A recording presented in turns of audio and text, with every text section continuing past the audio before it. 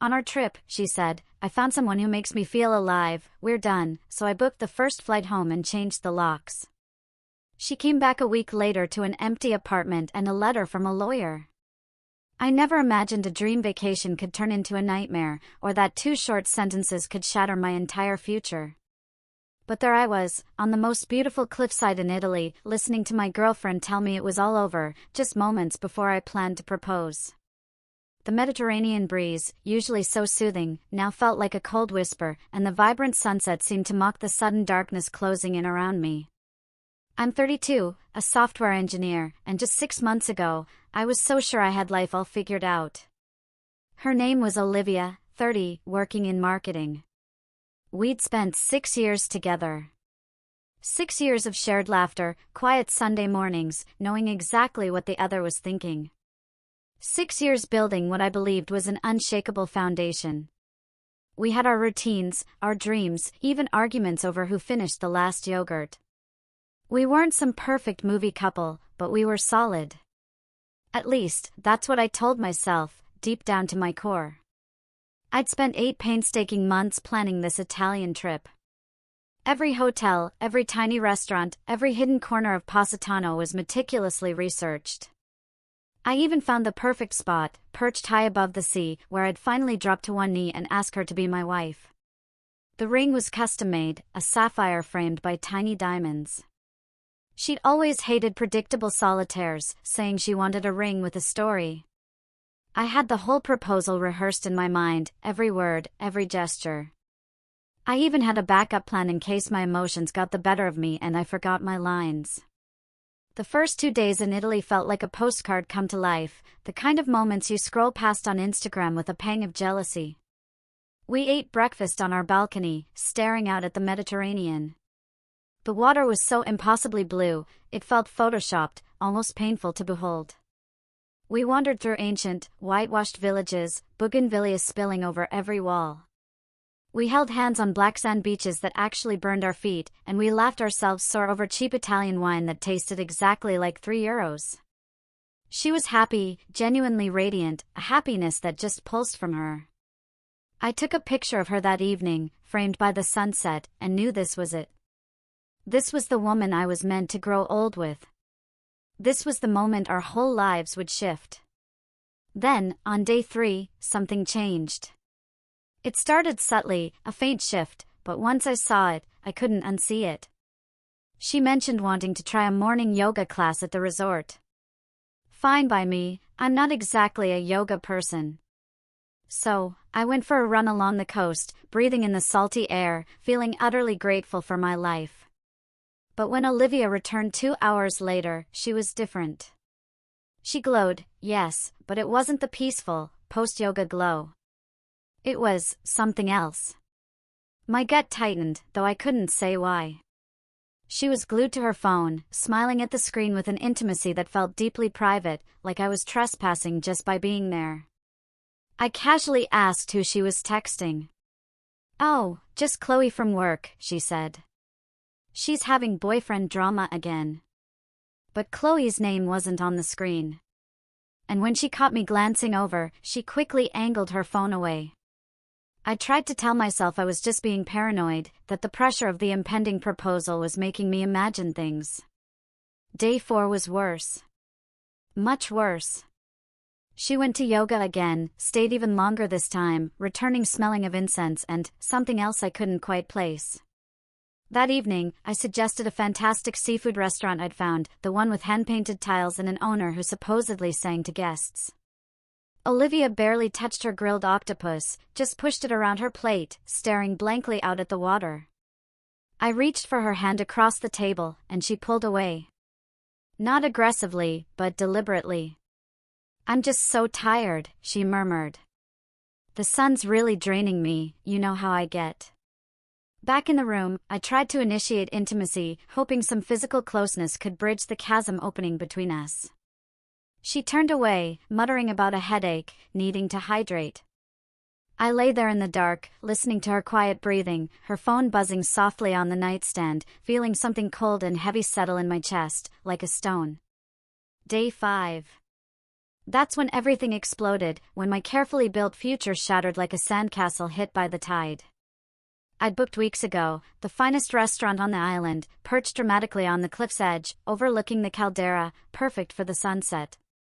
The ring was in my jacket pocket, and my palms were sweating so badly I kept wiping them under the table.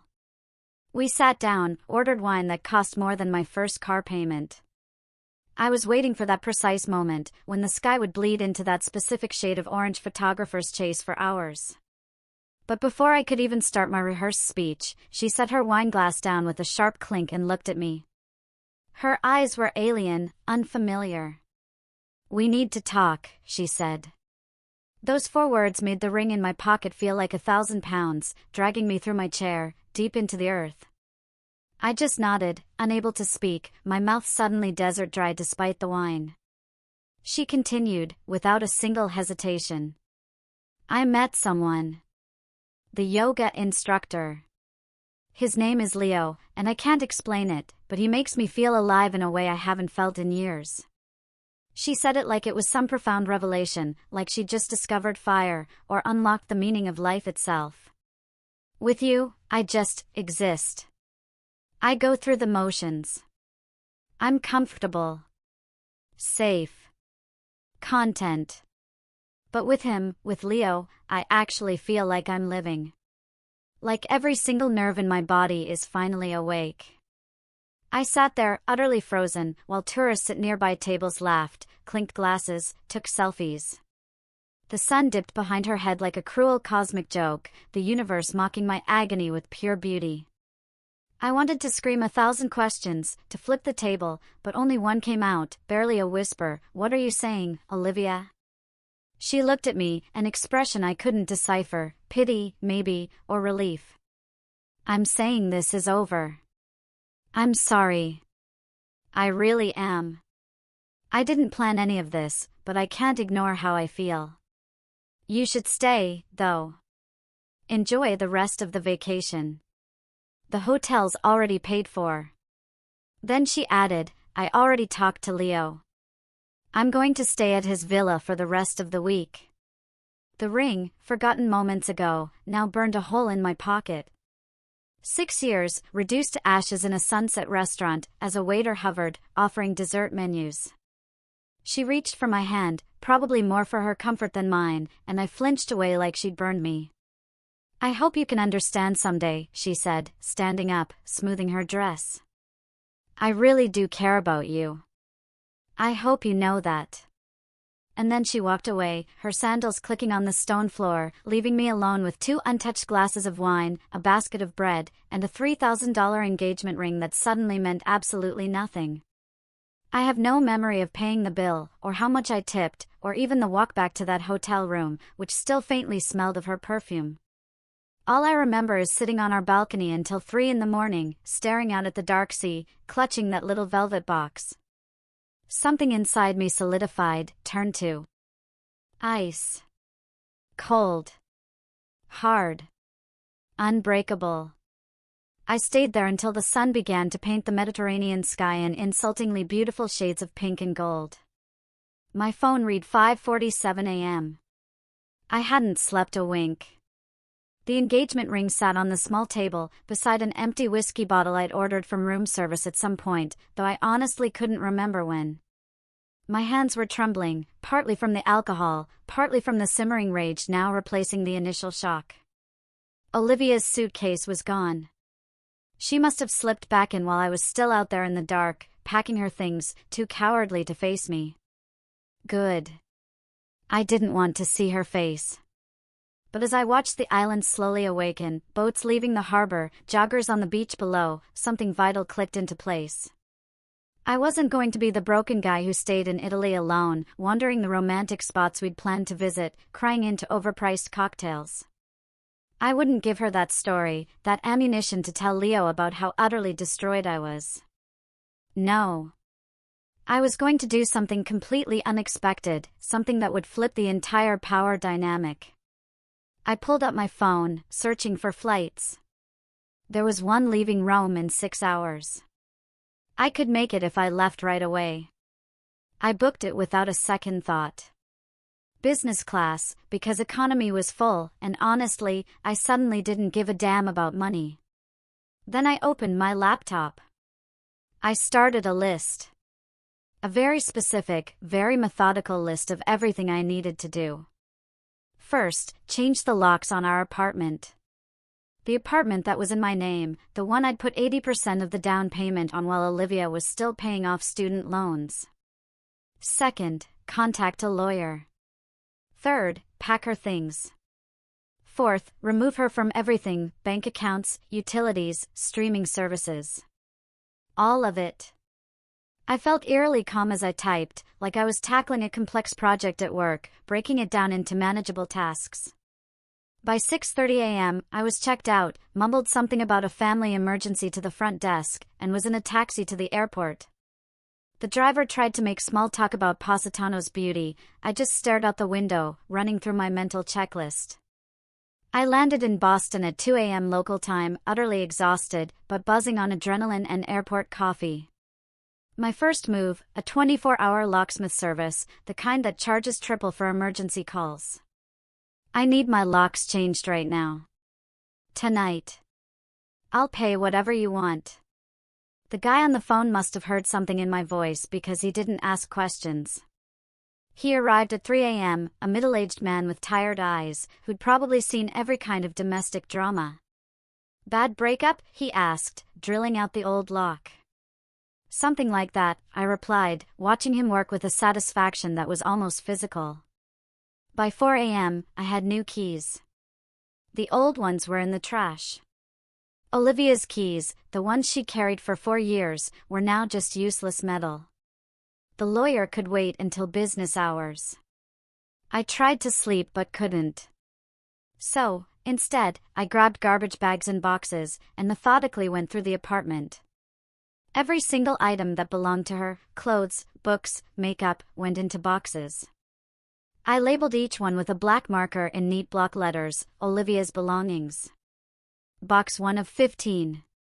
It took me 6 hours. I was meticulous, careful, even, ensuring nothing was damaged. I wasn't going to give her any leverage to claim I destroyed her property. Her winter coats, her scented candle collection, the blender her mother gave her, that throw pillow she'd insisted we needed. All of it. I even packed our framed photos, wrapping each one carefully in newspaper. By noon, 15 boxes were stacked in the living room. The apartment looked different. Like she'd never even been there. At 9 a.m., I called Ethan, my lawyer and college friend. Ethan, I need your help, and I need you not to ask too many questions right now. I laid out the situation in clinical terms, no emotion, just facts. 6 years together, apartment in my name, shared accounts to separate, and she'd abandoned the relationship on vacation. Ethan was silent for a moment, then, come to my office at 2 p.m. We'll handle this. At 1 p.m., came the hardest call of the day, Olivia's parents, David and Susan. They'd always treated me like a son. Susan, it's me. I need to tell you something, and it's not easy. I explained what happened in Italy, keeping my voice steady, no editorializing, just the facts. Susan started crying. Oh, honey. Oh, no. We had no idea. She hasn't called us. David got on the phone. What do you need from us? I told him, I have her belongings packed, 15 boxes. I can bring them to you, or put them in storage, but I can't have them here. I'm sorry to put this on you, but I didn't know what else to do. David's voice was firm. Bring them here. We're so sorry. You didn't deserve this. After meeting Ethan, I rented a van and drove to their house in Connecticut. Loading and unloading those boxes felt like shedding weight with each one. David and Susan helped me, both looking utterly shell-shocked and older than I remembered. Susan hugged me before I left. You're a good man, she whispered. She made a terrible mistake. By 8 p.m., I was back in the apartment, truly mine now, and mine alone. Ethan had already drafted the papers, a formal notification to Olivia that she was no longer authorized to enter the property, that her belongings were with her parents for pickup, and that all shared accounts would be closed within 5 business days. He'd also prepared a letter ending any legal cohabitation status. It would go to her via email and certified mail, carbon copied to her parents' address. I stood in the middle of my living room, gazing at the empty spaces where her things had been, and did something I never expected. I smiled. Not a happy smile, but a deeply satisfied one. I had taken control. I refused to be the victim in this story. Olivia was probably still in Italy, posting sunset photos with Leo, convinced I was back home crying, assuming she could return in a week for some big, emotional conversation, where she'd explain herself and I'd eventually forgive her, or at least give her closure. She had no idea what was coming. I poured myself a drink, sank onto my couch, our couch, now my couch, and finally let the exhaustion wash over me. I'd been awake over 40 hours, flown across the Atlantic, and dismantled a 6-year relationship in less than a day. Tomorrow, I'd block her number, delete her from social media, change every password. But tonight, I let myself just sit in the quiet apartment and feel something completely unexpected, relief. Whatever came next, I had made my choice. I chose my dignity over waiting to be hurt again. And that felt like the first honest thing I'd done in days. The week that followed was strange, almost unnervingly calm. I went to work. I hit the gym every morning. I started seeing a therapist Ethan recommended, someone specializing in sudden relationship trauma. I didn't cry. I didn't rage. I just kept moving, with the same methodical precision I'd used to pack those boxes. My phone stayed silent. Olivia still hadn't tried to come home. Ethan sent the legal documents on day 3 via email and certified mail to her parents' address, since we had no other reliable way to reach her. On day 8, my phone absolutely exploded. 17 missed calls from Olivia, a dozen texts I never bothered to read, voicemails I deleted without listening. I'd blocked her main number the day I got back, but she'd started calling from others, probably borrowed from people at the resort, or maybe even Leo himself. I answered none of them. Every single communication now went through Ethan. That was the boundary I'd set, and I wasn't about to break it. On day 9, my building's doorman called me at work. "Mr. Peterson, there's a woman here claiming to be your girlfriend. Says her key doesn't work." My heart rate spiked, but I kept my voice steady. "Her name is Olivia. She's not my girlfriend anymore. She's not authorized to enter the building or my apartment. If she causes any problems, please call the police." "Understood, sir." That evening, when I got home, the doorman handed me an envelope. Inside, pages of Olivia's distinctive, loopy handwriting. I tossed it straight into the trash without reading a single word. Whatever she had to say, whatever excuses, explanations, or apologies she'd crafted on her flight home from paradise, I didn't need to hear them. The facts were simple: she'd chosen someone else. She'd detonated our relationship for a vacation fling. Now, she'd live with the consequences. Ethan called me that night. "She contacted my office. Says she wants to talk to you. Claims it's all a misunderstanding, that the guy in Italy meant nothing, and she made a mistake."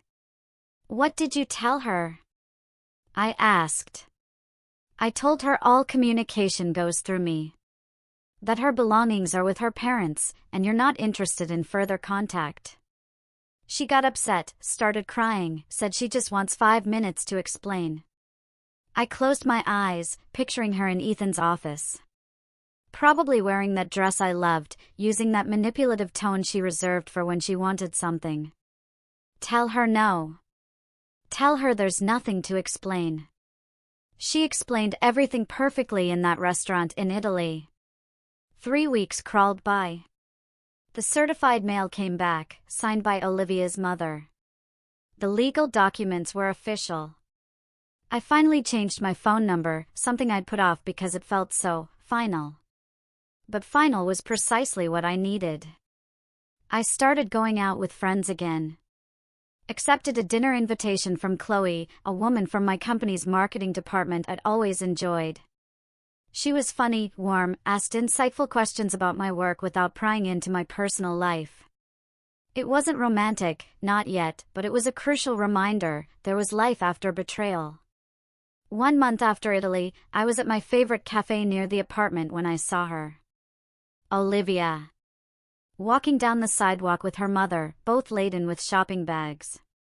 Honestly, she looked terrible, like she'd lost weight she couldn't afford to lose. Her hair was in a messy ponytail, no makeup. She saw me the exact instant I saw her. Our eyes locked through the cafe window, and I watched the emotions flicker across her face, hope, then desperation, then outright panic. She started walking toward the cafe entrance. I calmly stood up, dropped a 20 on the table, and walked out the back, onto the side street. I didn't run. I didn't rush. I just left. Because that's what you do when something is truly finished. You don't give it oxygen. You don't give it a stage. You just walk away. That night, I found the photo I'd taken of her in Positano, bathed in the sunset, radiating happiness. I'd kept it on my phone, not sure why. Maybe as a stark reminder of what I'd almost done, what I'd almost committed to. I deleted it. And felt absolutely nothing. 2 months after Italy, Chloe and I went on our first real date. She knew the general outline of what had happened, the whole office probably had some version of the story, but she never pressed me to talk about it. We saw a movie, had dinner at a Thai place she recommended, and when she laughed at something I said, it felt so genuine, so light, so uncomplicated. Driving home that night, I thought about Olivia claiming Leo made her feel alive, as if comfort with someone was a flaw, not a precious gift. She chased some fleeting fantasy of intensity and passion, trading away something profoundly real. I didn't hate her anymore. I didn't feel much of anything toward her. I just felt profoundly grateful that she'd shown me exactly who she was before that ring ever touched her finger. Sometimes, the worst thing that happens to you turns out to be the best possible thing. You just can't see it until you're standing on the other side, looking back at the wreckage, and realizing you're not in it anymore. You're finally free. What would you have done in my situation?